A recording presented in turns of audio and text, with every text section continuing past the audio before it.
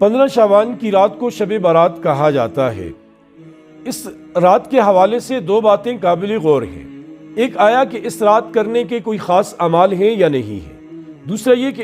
اس رات کی اہمیت اور فضیلت شریعت میں ثابت ہے یا نہیں۔ عزیزان محترم، اس رات کرنے کے تین کام شریعت سے ثابت ہیں اور اس کے فضائل تو قرآن مجید اور احادیث میں بکثرت وارد ہوئے ہیں۔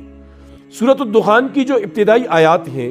جس میں اللہ پاک قرآن مجید کے نزول کا تذکرہ فرماتے ہیں کہ انا انزلناہ فی لیلۃ مبارکہ، کہ ہم نے قرآن مجید کو برکت والی رات میں نازل فرمایا۔ انا کنا منذرین، ہم ڈرانے والے ہیں۔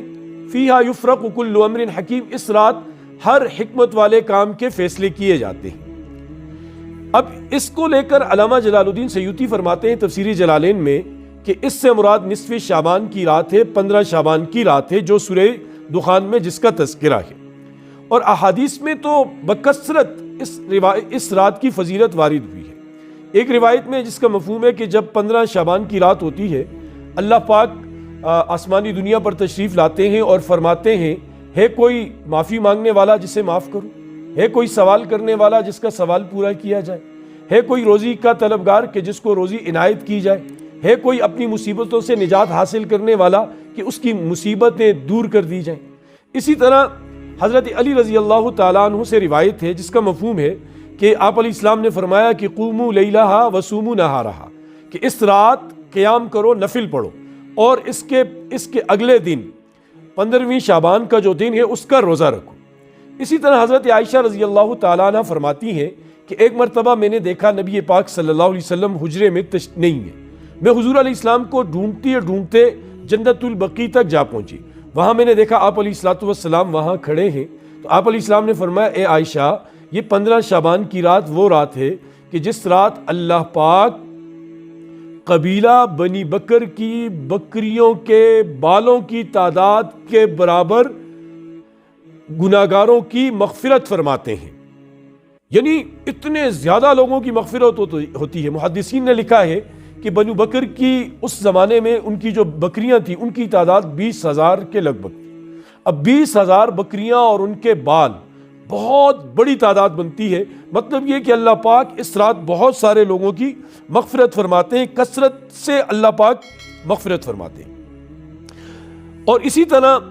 اس رات کے بارے میں ایک روایت میں آتا ہے کہ یہ وہ رات ہے کہ جس رات ہر پیدا ہونے والے بچے کا نام لکھا جاتا ہے، ہر دنیا سے رخصت ہونے والے آدمی کا نام لکھا جاتا ہے کہ اس سال یہ لوگ مریں گے، اس سال یہ بچے پیدا ہوں گے۔ اسی رات تمہارے اعمال آسمانوں پر اٹھائے جاتے ہیں اور اسی رات تمہارے رزق آسمانوں سے اتارے جاتے ہیں۔ یعنی پورے سال کا جو بجٹ ہے، روایت میں کہ اس کا نام لیلۃ السق بھی ہے، دستاویز کی رات، بجٹ کی رات۔ اس رات ہمارا پورا بجٹ بنتا ہے، کس نے مرنا ہے، کس نے جینا ہے، کس نے کیا لینا ہے، کس نے کیا دینا ہے، کیا کیا کھائے گا، کیا پیے گا اور کیسے زندگی گزارے گا، یہ سارے کا سارا اس رات کے اندر بجٹ بنتا ہے۔ اب جو میں نے ابتدا میں بات کی تھی کہ اس رات کرنے کے 3 کام ہیں،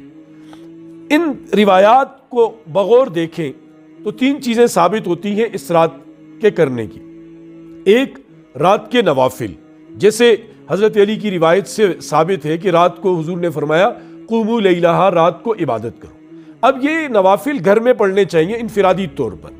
بعض علاقوں میں جماعت کی کوئی صورت بنائی گئی ہے، وہ عبادت کے نام پر ایک دکھلاوا ہی ہے۔ کچھ علاقوں میں لوگ مسجد میں آ کر کرتے ہیں، مسجد میں بھی کر سکتے ہیں، لیکن جہاں اجتماعیت ہوتی ہے وہاں عبادت کی اصل روح جو ہے وہ مفقود ہو جاتی ہے، اس طرح کا دھیان باقی نہیں رہتا، انسان باتوں میں لگ کر عبادت سے دور ہو جاتا ہے۔ دوسری چیز فرمایا کہ اس دن کا روزہ رکھو، لازمی رکھنا چاہیے، روزہ رکھیں۔ دیکھیں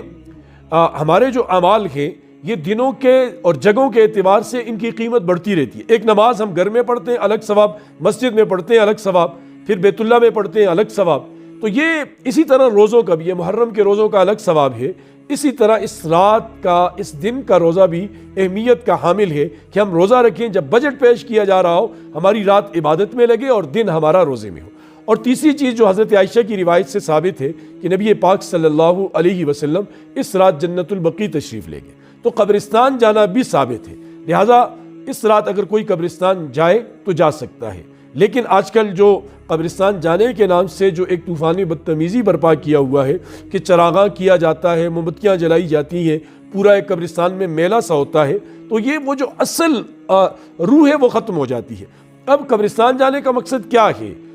جو مجھے سمجھ آتا ہے وہ یہ کہ اس رات مرنے والوں کا نام لکھا جاتا ہے، انسان جائے دیکھے قبرستان کو، قبروں کو دیکھے، کتنے بڑے نامور لوگ یہاں آج قبروں میں لیٹے ہوئے ہیں، میرا نام بھی کیا پتہ اس رات میں لکھا ہو، کل میرا مسکن بھی یہ بنے گا اور میرا گھر بھی یہ بنے گا، اور میں بھی آج جو اپنے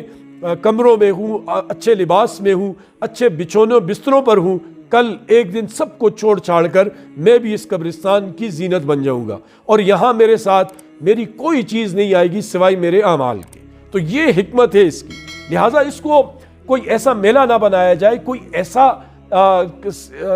ایونٹ نہ بنایا جائے، بلکہ اپنی عبادت دیکھیں، روزہ، نفل، قبرستان، یہ تینوں چیزیں ایسی ہیں جو بندے کو اللہ سے جوڑتی ہیں،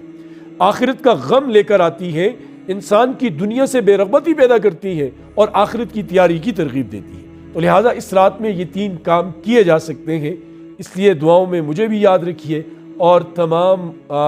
مرحومین کو بھی یاد رکھیے۔ اللہ پاک مجھے آپ کو عمل کی توفیق